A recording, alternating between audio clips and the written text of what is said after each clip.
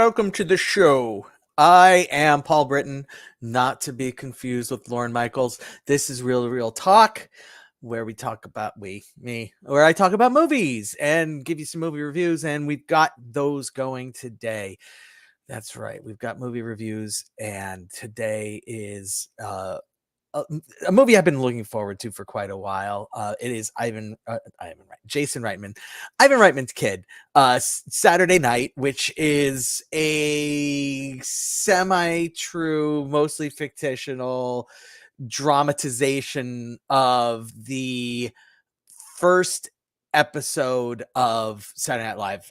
It's 90 minute. It's basically the 90 minutes. It happens in real time, or a little bit more than 90 minutes, leading up to the first episode of Saturday Night Live. And at the time, it was literally just called Saturday Night. And so first, Jason Reitman. Let's just talk about him really quick, because he's had a really interesting career. He came onto the scene, directed Thank You for Smoking right off the bat, and then followed that up with Juno. Just Thank You for Smoking, small indie but hugely popular, hugely a big hit. And then Juno came on, and it was like, wow, like people just absolutely loved Juno, that was a hit. And then he followed that up with Up in the Air, and it was like, for to be your first three movies and to be Ivan Reitman's Kid, and so nepo baby, but also, hey, maybe talented, probably talented, that was huge. And then he did stuff that just a lot of people didn't see: Young Adult, Labor Day, Men, Women, and Children, Tully, The Front Runner, just a lot of stuff that had some critical love behind it, less, some more, some less. And then he comes in and does the Ghostbusters reboot, which just, people were not looking for. And it felt like, okay, well, that's okay, because he's Ivan Reitman's Kid. And so if we're going to do it, I guess he should be the one to do it. But also, what happened to Thank You for Smoking, Juno, and Up in the Air? Like, what happened to those? I don't want to be the one to be like, oh, well, what he did next was Saturday Night. But guess what he did next was Saturday Night. And man, spoiler alert, this movie absolutely worked for me. Most of the complaints that I've heard about it are coming from people who are like, well, we know the true story, and this isn't a true story. And it's like, I don't need this to be the true story. I like that there are aspects of it that are probably true, that are big picture, like, yes, John Belushi was notoriously difficult to corral. Yes, there were episodes where they had a hard time getting the host to actually participate in what they wanted to do. Yes, they always have a hard time trimming the skits down to the hour and a half. No, they're not going in 90 minutes before the show starts. They don't have a 3-hour show. No, they're not literally building the set 90 minutes before the shows start to go on. Like, there are aspects of this movie that are just ridiculous. It's like, no, that's not happening. I didn't care, because it was really fun, and it had the right tone. It just tonally, this movie felt like, this is how I think a Saturday Night Live episode leading up to would feel. Chaotic, but man, there's talent in this room. And dangerous, like edge of your seat, like, what are we even doing? But the possibilities are limitless, and subversive, but also trying to understand where to peel back this subversiveness, and really bring things home, and make it feel like it's safe, and and good, and it has that energy and it has that feel to it. It is I got to talk about the actors. It is so well acted. Like almost okay. So Lorne Michaels is played by Gabriel LaBelle. His number one IMDb entry right off the bat is The Fablemans. He plays the young Fableman. These are young people that play. Rachel Sennott is playing Rosie Schuster, who is head writer on the show and also Lorne Michaels' wife at the time. Her big movie was Shiva Baby, and then she was also in Bottoms last year, which is just crazy. She's like an indie darling. Corey Michael Smith plays Chevy Chase, so good, and his number one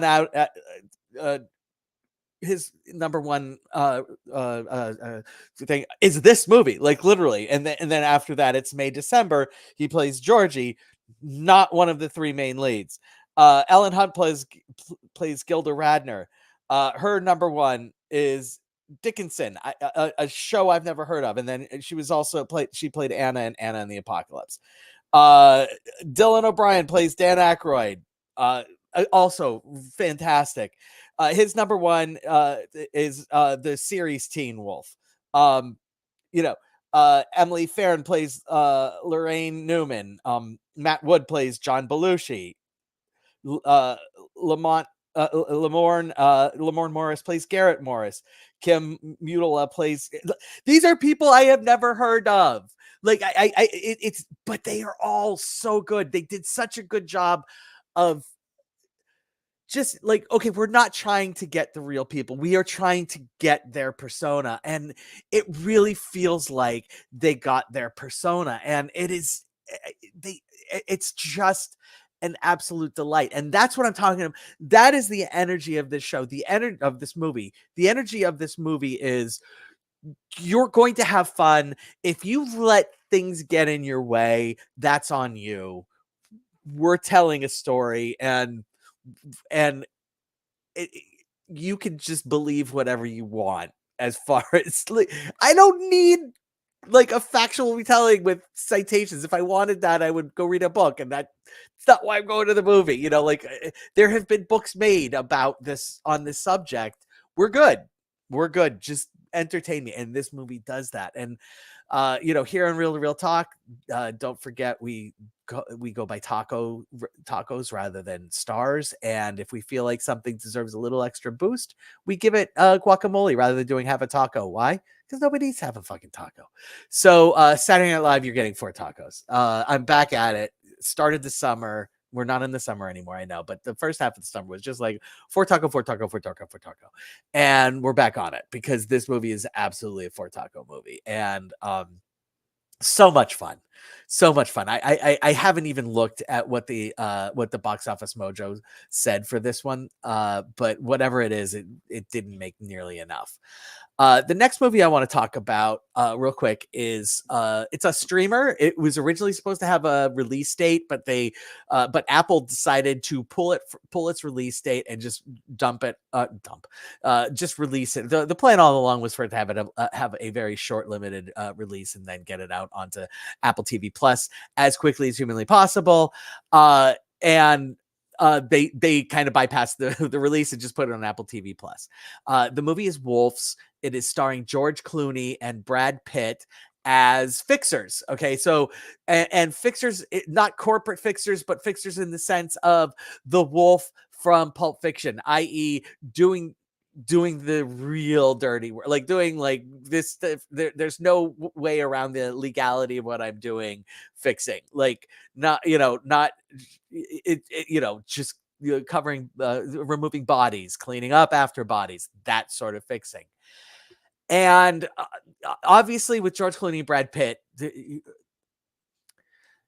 not only are the comparisons inevitable with the Ocean's movies, Ocean's 11, 12, 13, but that's inevitable, but also you like welcome that's the chemistry we're looking for. Those are the interactions we're looking for.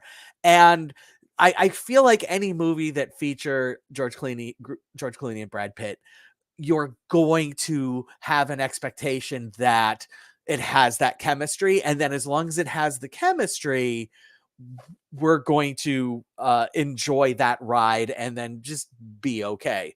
And that's what this movie is. I mean, like, let's not try to pretend like we're reinventing Ben-Hur or even Ocean's 11 here. This is just basically these two fixers are called on a job by two separate people when a district attorney in New York finds herself in a situation where a, a a kid that she has brought up to her hotel room falls, on basically overdoses sort of, and falls onto the drink beverage cart that they ordered to bring up champagne, and she thinks he's dead, and so she calls somebody, but the hotel also calls somebody separately, and hilarity ensues when the two lone wolves, that's the idea behind the title, and it's not. I mean, I imagine it's playing partly on the Pulp Fiction character, but the prime, they make it pretty clear that they're two lone wolves. They need to work together. They're forced to work together in order to solve this problem, even though they're used to working alone. So the best parts of this movie is just them is micro. The best parts of this movie is micro, them trying to solve micro problems, because you get the interaction between the two. The parts of the movie that are like, okay, are when they're trying to build up the plot. And when they're devoted to building up the plot, it like they're really straining to like get your buy-in into the plot, and it's like the plot is okay. Like, there's nothing great about this movie, but also there's nothing offensive about this movie. This movie is just like, put it on, you're tired on a Friday night, you can stay awake for an hour and 45 minutes, and that's it. Put in Wolves, and if you have Apple TV Plus, and you'll enjoy it, but you're not going to be like, oh my god, this is the reincarnation of Ocean's 11. It's not that, but oh my god, it's Brad Pitt and George Clooney being Brad Pitt and George Clooney, and that it most definitely is. So it's fun, lots and lots and lots of quibbles about the plot. Just so many quibbles about the plot. To the point that really, if you're, I could see people being like, oh, it's just was so dumb. It's pretty dumb, but it's also okay. And so, look, this is a classic for me, where it's like I go 2 tacos plus guac if it's okay, but I'm never have any interest in seeing it again. Or I give it 3 tacos if it's okay. And yeah, you know what? I definitely want to go see. I would definitely watch this again. And this is a movie I would definitely watch again. And I'm throwing on the guac. So it probably doesn't deserve it, but I just had so much fun just with George Clooney and Brad Pitt being on screen that I'm throwing on the guac. So sue me, that's that's where I land. Next week, not going to be here on Tuesday. We're gonna be either Wednesday, probably Wednesday, maybe Thursday. But yeah, go out to the movie theater, see Saturday Night, stay at home, see Wolves. Both absolutely worth it. I'm Paul Britton. This is Real to Real Talk. I hope you enjoyed yourselves, and I hope to